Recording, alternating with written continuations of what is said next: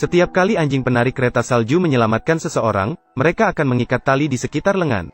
Karena hanya dengan cara ini mereka bisa menyelamatkan orang yang terperangkap dengan cepat. Meskipun setiap detik di atas permukaan es sangat berbahaya, tapi ia percaya pemiliknya bisa selalu menariknya kembali. Ketika mendekati 1 meter terakhir, ia merangkak dengan hati-hati. Kemudian dengan koordinasi yang baik antara tangan dan kaki, mereka cepat membuka tali. Dengan lancar, mereka mengikatnya di tubuh dokter. Setelah menenangkan emosinya, Maya kembali ke tepi. Pada saat itu, pemiliknya tidak punya waktu untuk memuji terlalu banyak. Dengan cepat mengikat tali ke tim kereta luncur. Kemudian berteriak kepada anjing-anjing itu, meminta mereka untuk bekerja sama. Akhirnya, dengan usaha bersama 1 orang dan 8 anjing, dokter berhasil diselamatkan dari lubang es. Namun pria ini juga hampir kehabisan tenaga saat itu. Lebih buruknya, badai salju juga akan segera datang. Dia hanya bisa memperkuat semangatnya, menyiapkan perlengkapan untuk dokter dan mengikatnya ke kereta luncur. Setelah selesai, badai begitu besar hingga tidak bisa membuka mata. Lalu pria itu memindahkan anjing pemimpin Maya ke barisan depan. Semua harapan diletakkan padanya. Maya, kamu harus membawa kami pulang. Maya tampaknya mengerti maksud tuannya. Maya menggoyangkan tubuhnya siap untuk beraksi. Hanya dengan satu perintah dari pria itu, Maya memimpin tim menuju perkemahan dengan cepat. Namun badai salju terlalu besar. Pria itu akhirnya pingsan. Maya berlari lebih keras setelah melihat keadaan. Pada saat itu, 8 anjing seakan bertarung dengan maut. Untungnya, mereka berhasil. Tim kereta luncur tiba di perkemahan sebelum gelap. Rekan tim membantu 2 orang masuk ke dalam kamar. Anjing-anjing di luar gelisah menunggu. Namun keadaan mereka tidak menggembirakan. Jari pria terluka karena kedinginan. Sudah mulai menuju ke arah pembusukan. Dokter jatuh pingsan sepenuhnya. Harus dipindahkan ke kota untuk pengobatan. Namun karena keterbatasan ruang di pesawat, hanya bisa meninggalkan anjing-anjing di sini. Pria sebenarnya berencana naik pesawat bersama anjing-anjing. Namun jari-jarinya tidak bisa ditunda lagi. Mantan pacar juga berulang kali menjanjikan akan kembali menyelamatkan anjing-anjing. Pria itu akhirnya setuju dengan terpaksa. Menyadari bahwa manusia tidak berniat membawa mereka, anjing Max berhasil melepaskan diri dari tali. Datang ke depan pemilik ingin pergi bersama. Namun dalam sekejap langsung dikenakan kembali penutup kepala. Untuk mencegah mereka melarikan diri lagi. Bahkan dengan sengaja mengikat erat setiap anjing lagi. Akhirnya sampai di depan Maya. Menghibur mereka bahwa akan segera kembali menjemput mereka. Kamu harus menjaga mereka dengan baik, saya pastikan akan segera kembali. Dengan rasa tidak rela, pria itu naik pesawat. Tidak menyadari bahwa kembali lagi sudah setengah tahun kemudian. Melihat pesawat menjauh perlahan, anjing-anjing gelisah dan cemas.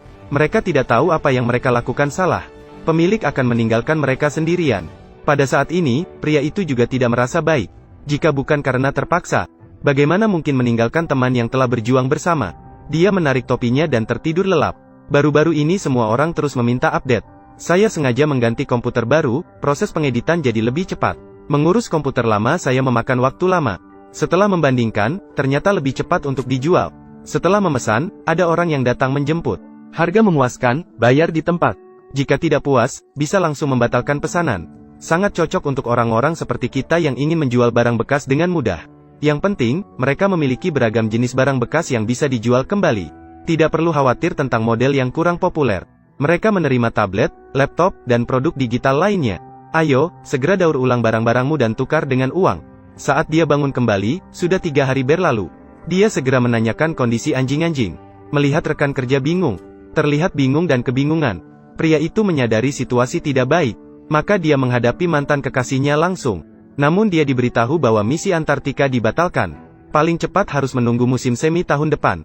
Pria itu tidak percaya dan langsung masuk ke pusat komando. Ketika mengetahui masih ada 8 anjing yang belum diselamatkan. Namun komandan malah terlihat meremehkan. 2 hari kemudian, Antartika akan menghadapi badai yang langka sekali dalam 25 tahun. Tidak ada pilot yang sebodoh itu. Mengabaikan nyawa untuk menyelamatkan 8 anjing itu. Saya tidak bisa membantu, maaf. Pria itu terdiam dan kehilangan akal sehat sejenak. Dia tidak berani membayangkan bagaimana anjing-anjing akan bertahan di tempat yang sangat dingin itu selama musim dingin. Badai datang tepat waktu.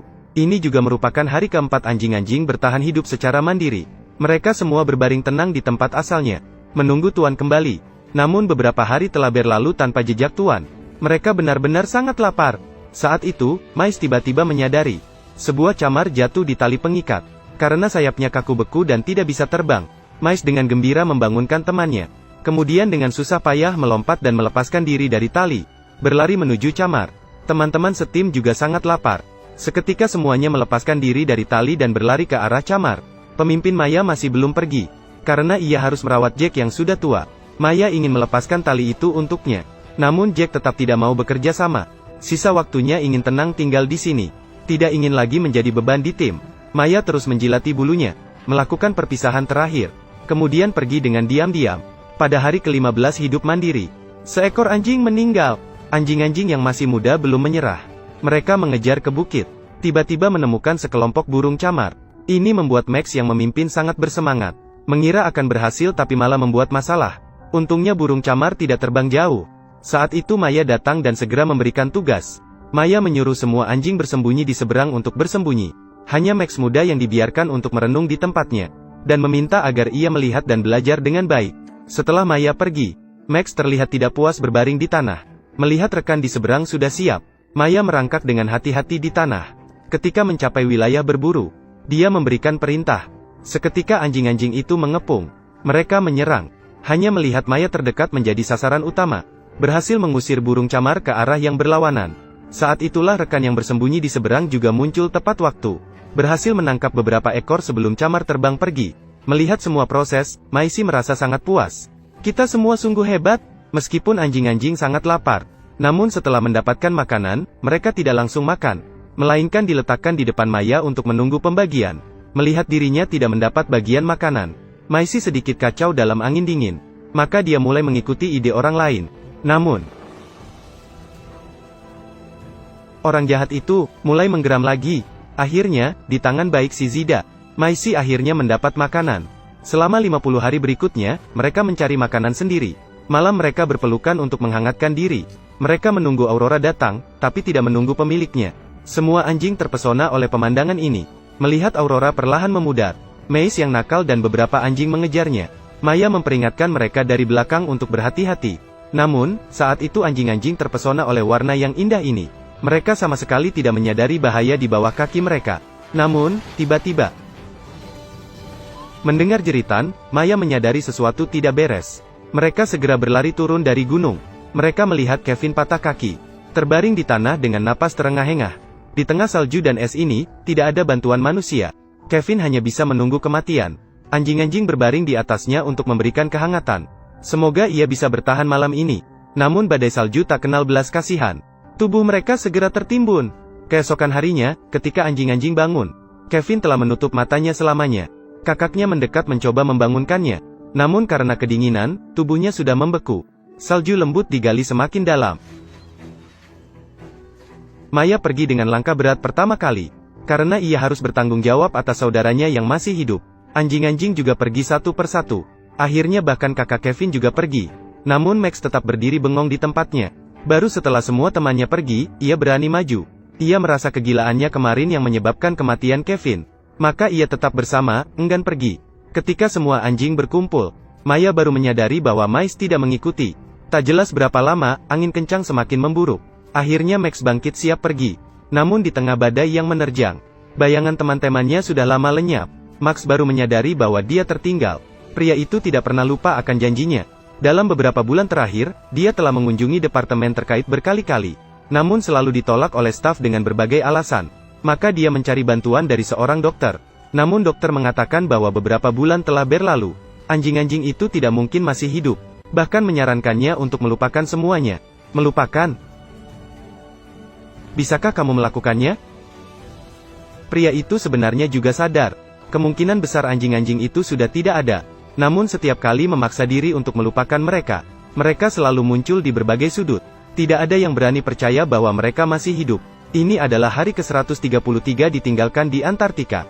Hari ini beruntung sekali. Mereka menemukan sebuah stasiun penyuplai. Anjing-anjing itu makan dengan kenyang di dalamnya. Satu persatu perut mereka menjadi bulat.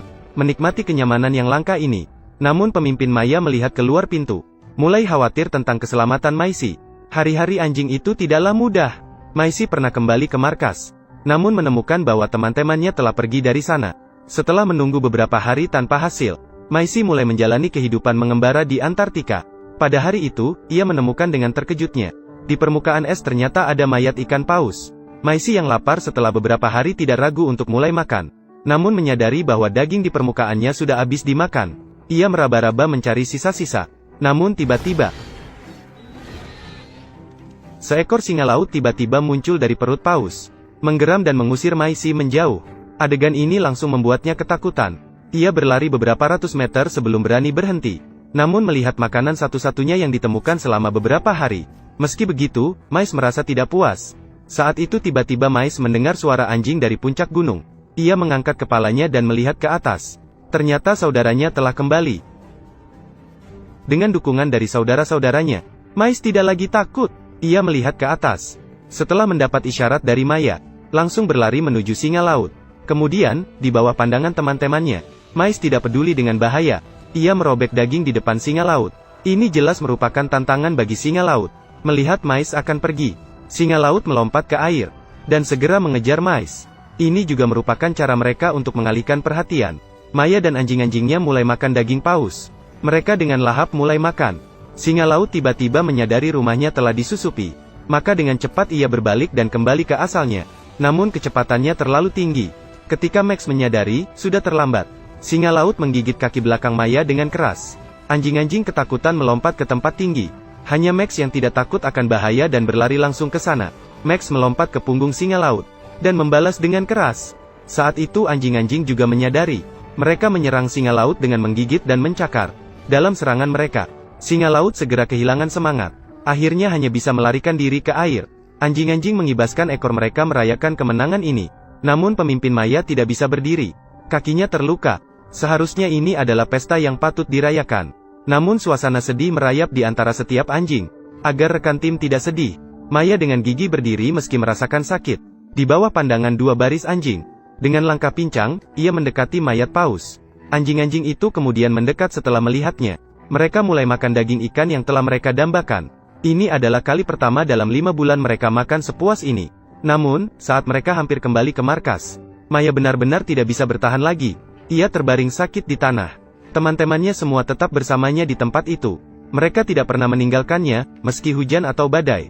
Sejak itu, Max mengambil alih kepemimpinan. Namun makanan yang ditemukannya tetap diletakkan di depan Maya. Kemudian ia mundur ke sisi dan menunggu untuk didistribusikan kembali. Namun Maya dengan langkah pincang mengembalikan makanan tersebut. Kemudian, di tengah wajah Mas penuh dengan tanda tanya, kembali ke posisinya sendiri. Kebanggaan sebagai anjing pemimpin membuatnya enggan menjadi beban di dalam tim. Ingin meninggalkan harapan untuk bertahan hidup kepada para pemuda ini. Saat itu, teman-teman juga ikut-ikutan menaruh makanan di depan Mais. Berdiri berbaris menunggu untuk didistribusikan kembali. Beberapa bulan ini, kemajuan Mais terlihat oleh semua orang. Jadi semua orang dengan rela hati mengikuti pengaturannya. Mais kembali meletakkan